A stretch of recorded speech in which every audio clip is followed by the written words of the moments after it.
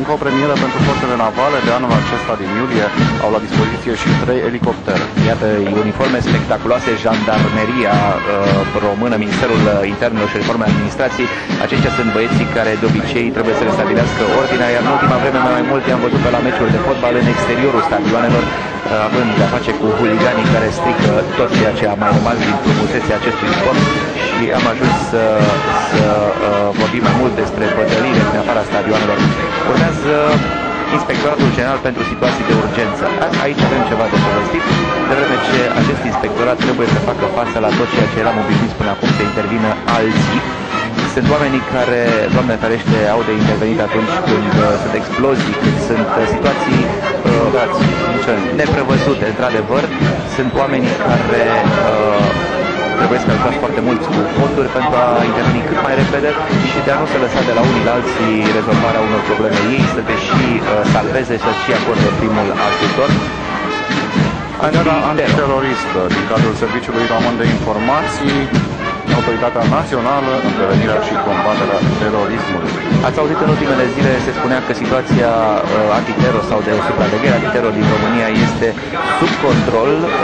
Au fost unele activități, s-a tot auzit de un centru de pregătire a unor posibili teroriști pe la Galați. Au fost foarte multe discuții, dar din fericire nimic nu s-a dus până la capăt, iar acești oameni sunt cei care intervin atunci când alții ne vor răul și vor să pregătească probabil un atac terorist. Din fericire, până acum am scăpat de așa ceva, nu a fost cazul.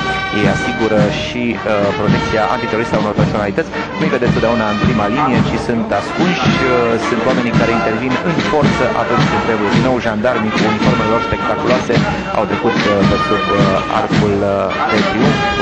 Rămâne de văzut dacă tot ei vor asigura și liniștea publică de acum încolo sau vom mai apela. Iată și primele avioane care trec peste arcul de triumf, sunt avioanele IAR Șoim, dacă le recunoaștem după ceea ce a fost anii trecuți.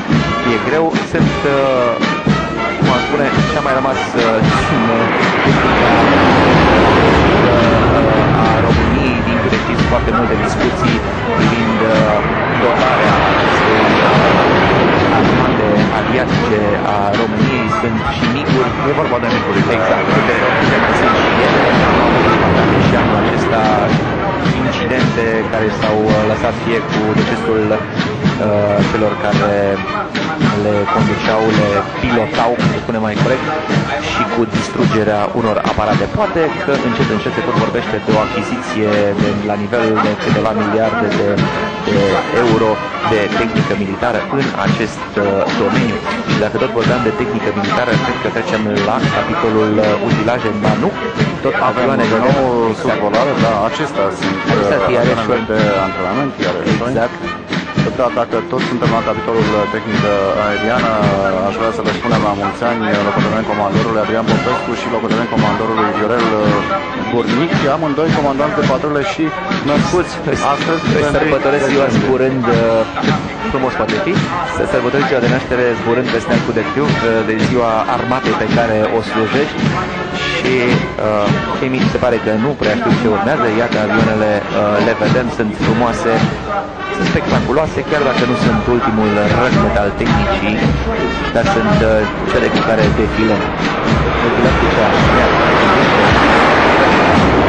Din fericire este și o zi superbă, o altă grupare de 3 avioane. E o zi superbă, a permis zborul acestor avioane. De obicei, dacă mai aveam șans să ratam acest capitol de paradă.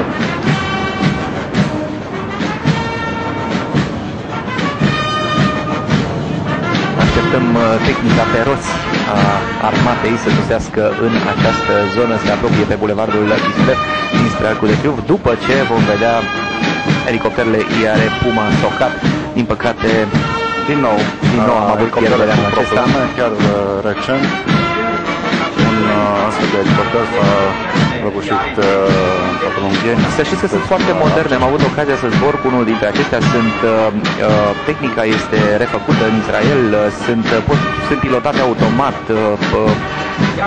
Dar totuși mai intervine și eroare umană, e o problemă tehnică, dar rămân spectaculoase. Au fost folosite foarte mult și în Kosovo și în alte zone în care... Sunt foarte versatile. Aceste elicoptere pot executa misiuni de cercetare, observare, de transport de personal sau materiale, de evacuare medicală, căutare și salvare.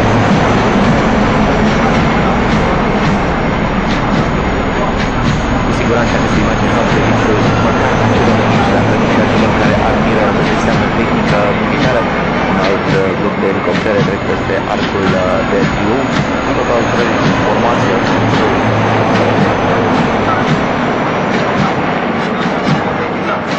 Crească tehnica de vârf de la telefoane, aparate foto, cei mici încearcă să se oprindă. Aș fi curios să văd cum le-au ieșit fotografiile cu elicopterele trecând peste arcul de triumf. Revenim acum la tehnica pe roți, cum spuneai. Care, din nou, începem grupajul, ca să spunem așa, tot cu un Humvee. Iată, este vorba de blocul de paradă comandat de colonelul Nicolae Ciucă, locțitorul comandantului brigăzii 282 Infanterie Mecanizată. El prezintă onorul de pe un vehicul de luptă ușor, pe roți, multirol, de mare mobilitate, care, cum vă spuneam, a intrat de curând în dotarea armatei române, un autovehicul care se remarcă prin durabilitate, prin mobilitate, prin eficiență și are, de ce să nu spunem, și o alură unică, care face ca el să fie foarte popular și printre oamenii cu foarte mulți bani. Exact, Humvee-urile celelalte mai civile, să spunem așa. Tot despre Humvee-uri e vorba și acum în piață intră mai multe vehicule Humvee care sunt în dotarea armatei române și folosite în orice tipuri de teren, de junglă, deșert, în orice condiții de stare a vremii și temperatură. Și vreau să vă spun că și militarii noștri care sunt în Afganistan și în Irak chiar s-au bucurat în momentul în care le-au primit în sfârșit mult discutatele Humvee-uri și se pot bucura de ele pentru că le asigură o mai mare protecție. Acestea sunt dotate și cu blindaje din Kevlar și pe ele se pot monta arme de diferite calibre. Mai avem câteva vehicule de luptă pentru operații speciale de tip URO, VAMTAC, cele pe care le vedeți acum în imagine, și din 2005 sunt și ele în dotarea armatei române. 4 militari echipați de luptă în cap în aceste mici miniuni ale tehnicii militare. Totuși să nu uităm că până la urmă, dacă e de făcut, ele salvează sau fac rău. Toate armele până la urmă sunt făcute pentru a te apăra sau chiar a face rău, depinde de care parte a dorinței ești, exact. Tehnică ceva mai grea acum pe șenile. Transportorul Piranha 3.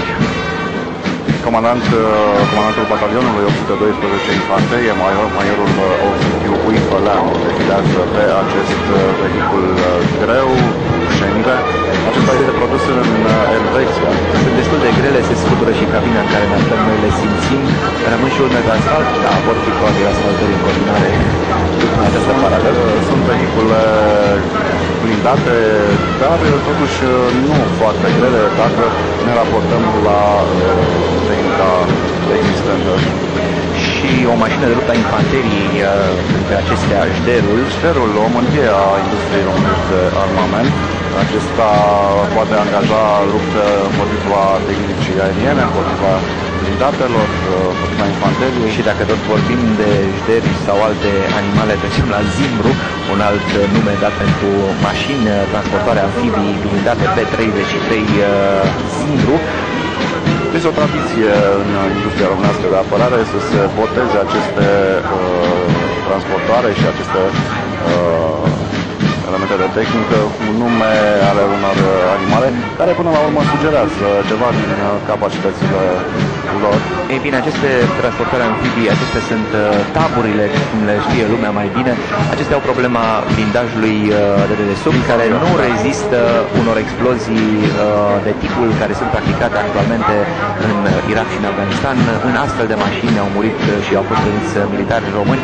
Sperăm că odată și odată se vor găsi bani și pentru mașini mult mai bune. Un tank, Bizonul.